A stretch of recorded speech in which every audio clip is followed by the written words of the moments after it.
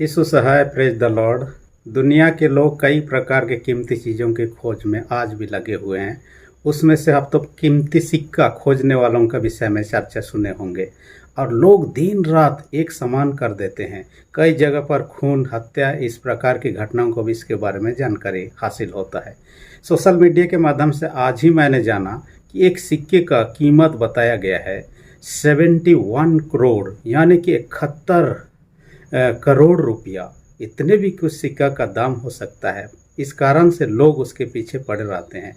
कुछ भी हो, परंतु एक चीज़ की खोज हर एक को आवश्यकता है, वो तो है यीशु की खोज। क्योंकि जीवन में करोड़ों की संपत्ति हम प्राप्त कर लेंगे, गाड़ी बंगला बैंक बैलेंस प्राप्त कर लेंगे, डिग्री से डिग्री प्राप्त कर लेंगे, धन संपत्ति सब कुछ प्राप्त कर लेंगे, लेकिन यीशु को यदि हम नहीं पाए, यीशु की खोज नहीं कर पाए, यीशु को नहीं पाए, हमारे सारे चीज़ व्यर्थ जा सकता है।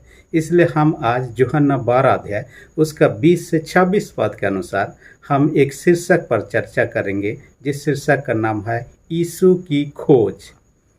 और ये उस समय की घटना है जब फसह पर्व के समय में सारे यहूदी लोग, सारे नहीं परंतु पुरुष लोग कम से कम यरूशलेम को जाया करते थे पर्व मनाने के लिए। और वैसे समय में भीड़ की भीड़, लाखों की संख्या में भीड़ हुआ करता था। और उस भीड़ के बीच में ही कुछ ऐसे लोग भी आए हुए थे फसह पर्व के अवसर पर, जो कि ग्रीस देश से, यूनान से आए हुए थे। और वे लोग यीशु को देखना चाह रहे थे, क्योंकि यीशु के विषय में लोगों ने सुन चुका था। यीशु कौन था, कैसा था, कई लोगों को मालूम था, कई लोग को मालूम नहीं था। कुछ लोग यीशु को इसलिए भी ढूंढना चाहते थे ताकि उनके विरोध में कुछ काम करे, उनको परेशान करे, उनको मार डालें।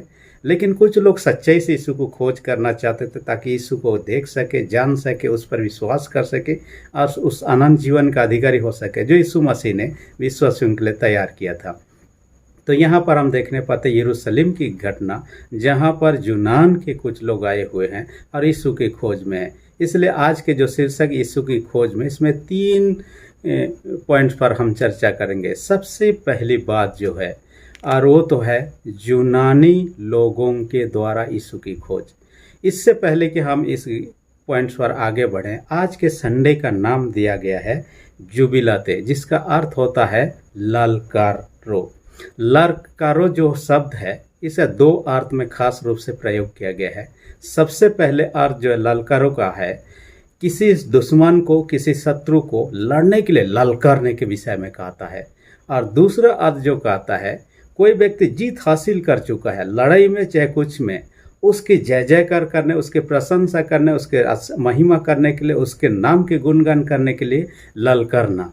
ये 2 अर्थ में है। तो दूसरी जो चीज़ है, विजय प्राप्त करने के द्वारा उनके लिए जय जयकार करना, ललकारना, ये यीशु मसीह के जीवन में देख चुके हैं। यीशु मसीह ने शैतान की शक्ति को हरा दिया, पाप की शक्ति को हरा दिया, मृत्यु की शक्ति को हरा दिया और तीसरे दिन जी भी उठा और उन शक्तियों पर विजय प्राप्त किया है। इस कारण से यीशु का जय जयकार, ललकारना, महान करना, प्रशंसा करना, धन्यवाद करना, जो यीशु पर विश्वास करते हैं उनका कर्तव्य है। दूसरी प्रकार की जो है, विरोधी या शैतान से लड़ने के लिए चैलेंज करना, ललकारना, ये बात है। और हर एक जो विश्वासी जीवन को व्यतीत कर रहे हैं, हर दिन का जीवन में ये होते रहता है। क्योंकि शैतान नहीं चाहता है कि हम यीशु के पीछे पीछे उसका महिमा, धन्यवाद, प्रशंसा करते हुए जीवन को व्यतीत करें। वो हमें पाप में गिराने का प्रयत्न करती है। इसलिए हमारा युद्ध जो शैतान के साथ हमेशा लगा रहता है। इसलिए पहला पत्रस 5:8 में कहता है, शैतान गरजते सिंह की नहीं, इस खोज में रहता है कि किसको फाड़ डालें, किसको पाप में गिराएं, किसको नष्ट कर दें, ये वो कोशिश करता है। इसलिए हम जब कि यहाँ पर खोज की चर्चा कर रहे हैं, यीशु की खोज जब कर चर्चा कर रहे हैं, सबसे पहले यूनानी लोगों के द्वारा यीशु का खोज में कई प्रकार के बाधा, समस्या, अड़चने आती है। इसमें शैतान भी उत्पन्न करता है, जो कि जिसके साथ हम ललकारते हैं। देखिए, यरूशलेम से लेकर आप देखिए ग्रीस का, जहाँ से ये लोग यीशु की खोज में आए हुए हैं, काफ़ी लंबी यात्रा। हम कहेंगे यदि सड़क मार्ग से ये लोग आए होंगे, वर्तमान के हिसाब से यदि मैप को देखेंगे, वे लोग 2 देशों को पार करते हुए वहाँ पर यरूशलेम पहुँचे, टर्की और एक सीरिया देश को। उन दो देश को पार करते हुए आए हैं। सड़क मार्ग पर यदि वर्तमान के समय ट्रेन और यदि हम लोग टैक्सी की बात करते हैं तो एक व्यक्ति कम से कम 3 दिन से काम नहीं लगेगा, इतनी यात्रा करना पड़े तब जाके वहाँ पहुँच सकता है। हालांकि अभी फ्लाइट का ज़माना है, कुछ ही घंटों में हम पहुँच सकते हैं, परंतु यीशु के समय की देखिए, अभी जिसको 3 दिन लग रहा वह कई दिन की यात्रा के बाद में वहाँ पहुँचे होंगे, क्योंकि उस समय इस प्रकार की फैसिलिटी नहीं था। और इतने दूर से आने के बाद में उन्होंने यीशु की खोज करते हुए, यीशु के जानना चाहते हुए यीशु के पास आते हैं। देखिए, सवाल ये उठता है कि यीशु की खोज वो लोग कर रहे हैं, क्या आप और हम भी कर रहे हैं? क्या हमने खोज करके यीशु को प्राप्त कर लिया? यदि नहीं तो हम इन यूनानियों के समान यीशु की खोज में रहें, क्योंकि बाइबल कहता है जब तक यह मिल सकता है उसकी खोज में रहो, कहता है। यशायाह 55 उसका 6 पद में कहता है जब तक वह निकट है उसको पुकारो, कहता है। जब तक वह मिल सकता है उसकी खोज में हमें लगे रहना ही है। मत्ती 6:33 पद में इसी बात को कहता है, सबसे पहले परमेश्वर के राजा धार्मिकता की खोज करो। इसलिए आपको मुझे भी खोज करना, क्योंकि यीशु आसानी से मिल नहीं जाता होगा। इनको कितने लंबी यात्रा करके वहाँ आना हुआ, उसके बाद ही उनसे मुलाकात कर पाए। देखिए, एक गुरु ने अपने शिष्यों से, जब शिष्यों ने पूछा हम ईश्वर की उपासना कर रहे हैं, उसकी खोज कैसे करना चाहिए, जब गुरु के से उन्होंने पूछा तो गुरु ने उनमें से एक शिष्य को लिया और पानी के अंदर में घुस गया। पानी के अंदर में घुसने के बाद में उनका मुंडी का बाल को पकड़ा और उसको पानी के अंदर में घुसा दिया, और वो सांस अटकने लगा, फिर भी उसको अंदर में दबोच के रखा, लेकिन बाद में उसे निकाल लिया। जैसे निकला वो इसी होने लगा, परेशान होने लगा, सांस लेने में दिक्कत होने लगा। तब उनसे पूछने लगा, जब मैं पानी के अंदर में आपको दबा के रखा था आप क्या सोच रहे थे? उसने कहा कि मैं कैसे सांस ले सकता हूँ, और उससे निकालने का ही प्रयत्न करता था। गुरु ने कहा, जैसे आप सांस लेने के लिए इतना तड़प रहे थे, वैसा ही हमें यीशु की खोज में तड़पना चाहिए। जैसे कि भजन संहिता 42 उसका 1 पद में कहता है, जैसे हरिणी नदी के जल के लिए हाँफती है, वैसा ही हमें भी क्या परमेश्वर की यीशु की खोज के लिए हाँफना चाहिए। हमारे अंदर में जिज्ञासा होना चाहिए, क्योंकि कोई भी चीज़ आसानी से मिलता नहीं है। देखिए, डिग्री हासिल करना आपको पढ़ाई में मेहनत करना होगा, खेल में आपको मेडल हासिल करना आपको मेहनत करना होता है। कुछ भी चीज़ के लिए आसानी से होता तो सब कोई स्वर्ग को चले जाते। इसलिए यीशु की खोज में हमें भी प्रयत्न करते रहना चाहिए, हमेशा प्रार्थना करना चाहिए, प्रभु के वचन के द्वारा संगति में रहना चाहिए, प्रभु की इच्छा को जानने का प्रयत्न करना चाहिए। मैंने एक लड़की के बारे में पढ़ा जिसका नाम था विल्मा रुडल्फ। और ये क्या थी, स्कूल में जब पढ़ाई करते थे उस समय वो स्कूल में आग लगने के कारण उनका पैर जल गया। जलने के कारण से उनको लगा कि आप चल नहीं पाएंगे। डॉक्टर ने जवाब दे दिया कि वो चल नहीं पाएंगे, लेकिन उसके पिता ने कहा कि ऐसा नहीं हो सकता है। वो चलने नहीं सकते थे, फिर भी उनको चलने के लिए उनको कोशिश करते, एक एक कदम के लिए वो बहुत ही तरसते। किसी तरह वो चलते चलते चलना उनके लिए संभव हो गया। डॉक्टर ने कहा जीवन भर वो सही रूप से कभी नहीं चल सकते, लेकिन तो उनके पिता के प्रयास के कारण से उनको हर दिन चलाते चलाते चलाते जैसे चलना उन्होंने जाना, उसके बाद उनको दौड़ने के लिए प्रैक्टिस करे, और इतना ज़्यादा प्रैक्टिस करे, एक समय आया कि ओलंपिक में भाग लेने का उनको मौका मिला। और ओलंपिक में भाग लेने के बाद वो ओलंपिक में जीत हासिल कर गोल्ड मेडल हासिल कर दिया। उस डॉक्टर का कथन वहाँ पर फेलियर हो गया। उस पिता का प्रयास ने कि किसी भी हाल से इनके द्वारा से जो डॉक्टर के कहे बातों को न कर इनको सही रूप से चलने फिरने दौड़ने के सक्षम बनाओ, और उसमें वो कामयाब हो गया। आपको मुझे भी ईश्वर की खोज में इसी तरह से लगे रहना है।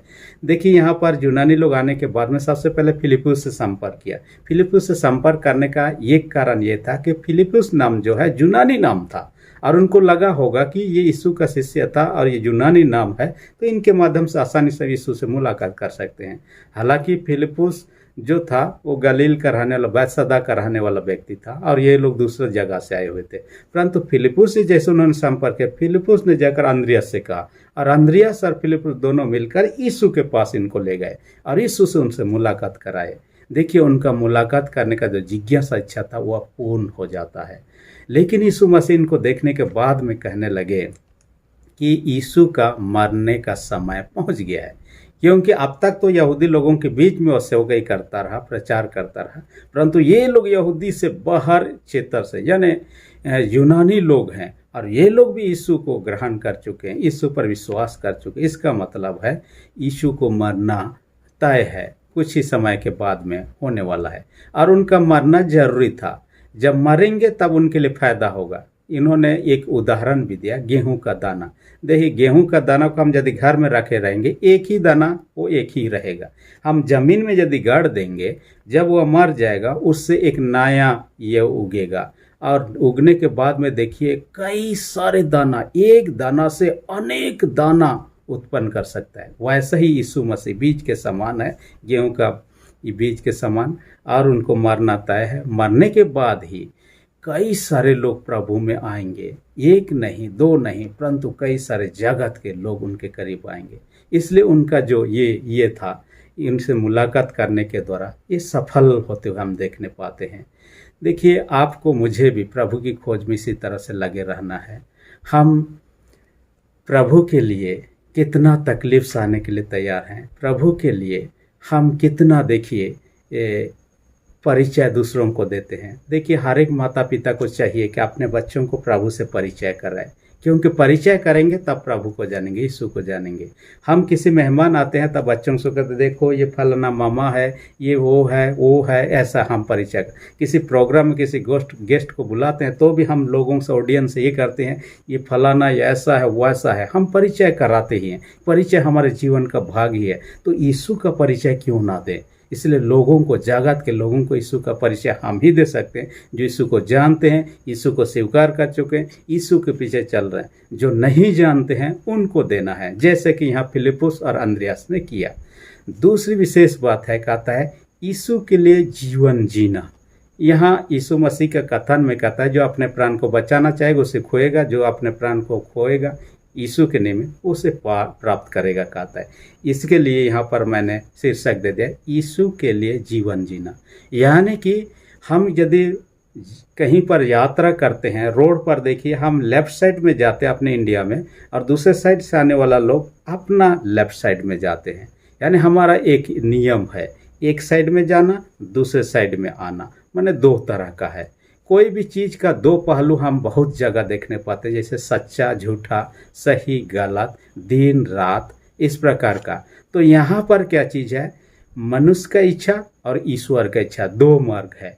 या तो हम मनुष्य का इच्छा अनुसार चले या तो हम ईश्वर का इच्छा अनुसार चले, दोनों में से किसी पर हम जा सकते हैं, लेकिन दोनों साथ साथ में नहीं। जैसे कि एक समय में व्यक्ति यदि फ्लाइट में जर्नी कर रहा है, ट्रेन में नहीं कर सकता, ट्रेन में जर्नी कर रहा है तो टैक्सी में नहीं कर सकता। यानी आप एक समय में एक ही चीज़ में जर्नी कर सकते हैं। वैसा ही है हमारा जीवन में, हम ईश्वर की इच्छा अनुसार जीवन व्यतीत करें या तो अपने आगे बढ़े, या तो यीशु की इच्छा अनुसार। दोनों में से अपने आप को ही चॉइस करना है, हमें निर्णय लेना है हम किस इच्छा पर चलते हैं। लेकिन स्वयं की यानी मनुष्य की इच्छा पर चलते हैं, उसका अंत विनाश है। यीशु की इच्छा अनुसार चलते हैं तो हम स्वर्गीय राज में सदा काल तक रहेंगे। क्योंकि ये संसार का जो इच्छा अभिलाष है, दोनों सब चीज़ खत्म होने वाला है।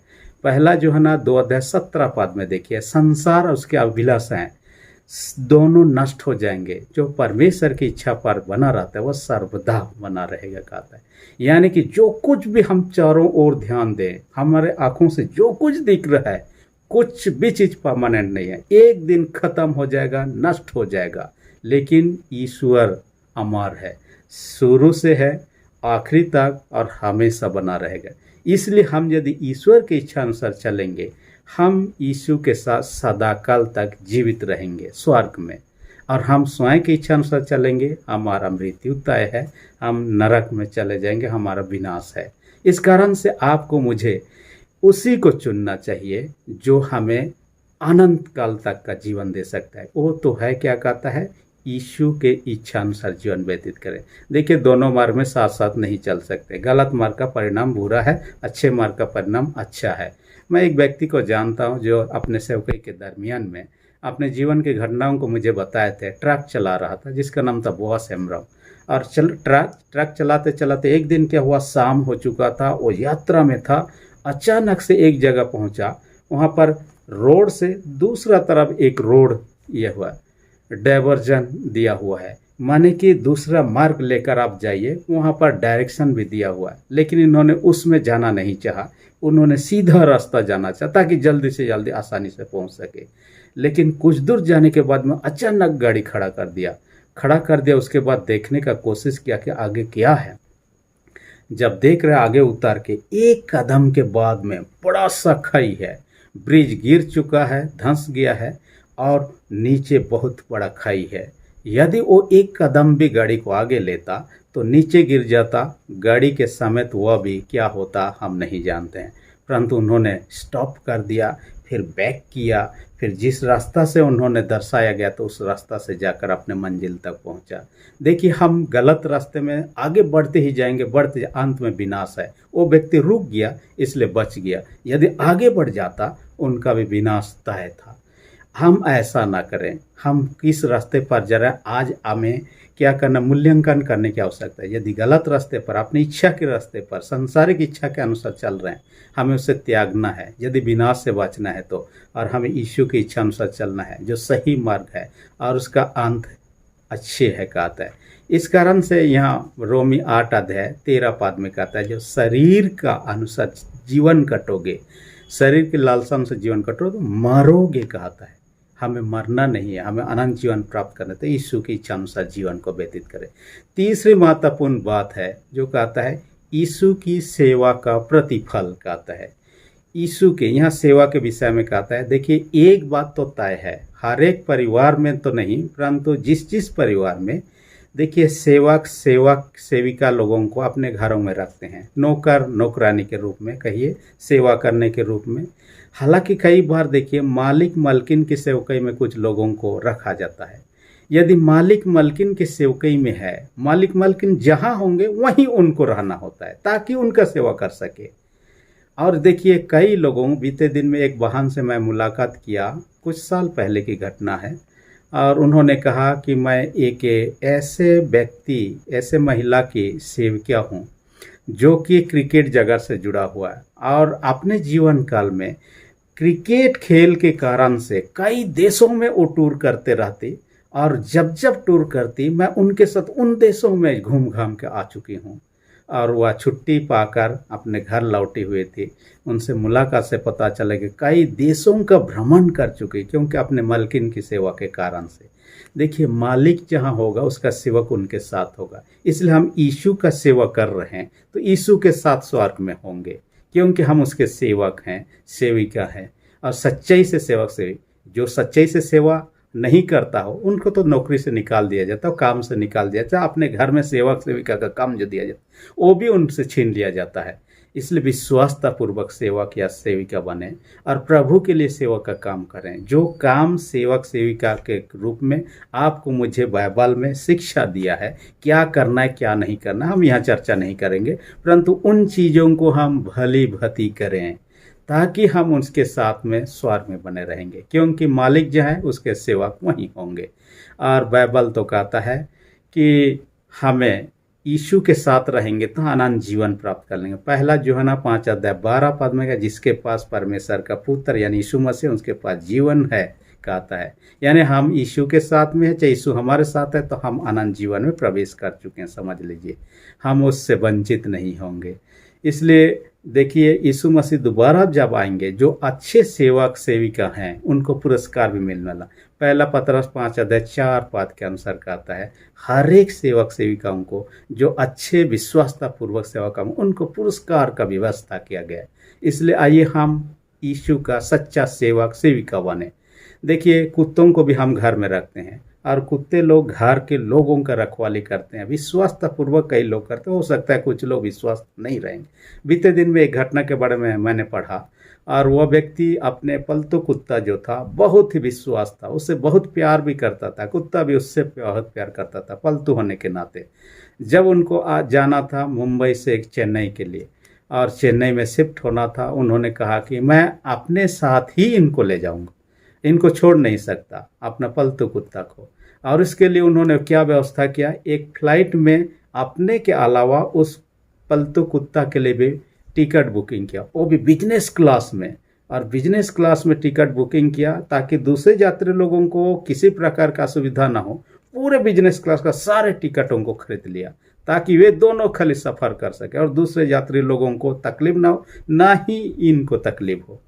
और इसके लिए अपने पालतू कुत्ता के निमित्त देखिए 2.5 लाख का उन्होंने टिकट खरीदा ताकि यात्रा उनके साथ में कर सके। और अपने पालतू कुत्ता को मुंबई से चेन्नई ले गया अपने घर, जहां वह रहने लगा। देखिए यीशु ऐसा ही, हम विश्वासतापूर्वक उसका सेवा काम करेंगे, उसके साथ स्वर्ग में उसी के साथ आएंगे, क्योंकि यीशु मसीह दोबारा आने वाले हैं और हर एक जो विश्वास है उनको लेने वाले अपने साथ रहने के लिए। और यीशु चाहता है कि आप और हम भी ऐसे ही विश्वास सेवक सेविका बने रहे। परमेश्वर वचन का अधिक आशीष दे, आमीन। हम प्रार्थना करें। सेनाओं के जीत पिता, आज के वचन का हमसे बातें किया होने दे पिता, हम विश्वासतापूर्वक यीशु की खोज में रहें। जो यीशु को प्राप्त कर लिए, यीशु के इच्छा अनुसार जीवन को व्यतीत करें। और जो सेवा सेविका हम सेवा का काम कर रहे हैं, विश्वासपूर्वक सेवा कम कर सकें ताकि यीशु के द्वारा आनंद राज की प्राप्त की कर सके। आप ही इसमें हमारे सहायता अगुवाई कर हर एक के विश्वास को दृढ़ मजबूत करो। और जो बीमार हैं उनके सारे बीमारों को यीशु के सामर्थ्य लहू से चंगाई दे। प्रार्थना यीशु के नाम से मांगते हैं, आमीन। अब तक यदि आपने मेरे चैनल को सब्सक्राइब नहीं किया, इसी घड़ी नीचे जो रेड बटन है उसे प्रेस करके सब्सक्राइब कर दीजिए और जो बेल आइकन निकलेगा उसे भी प्रेस करके ऑल पर सेट कर दीजिए ताकि आने वाले वीडियोस का नोटिफिकेशन आपको समय पर मिल सके। धन्यवाद।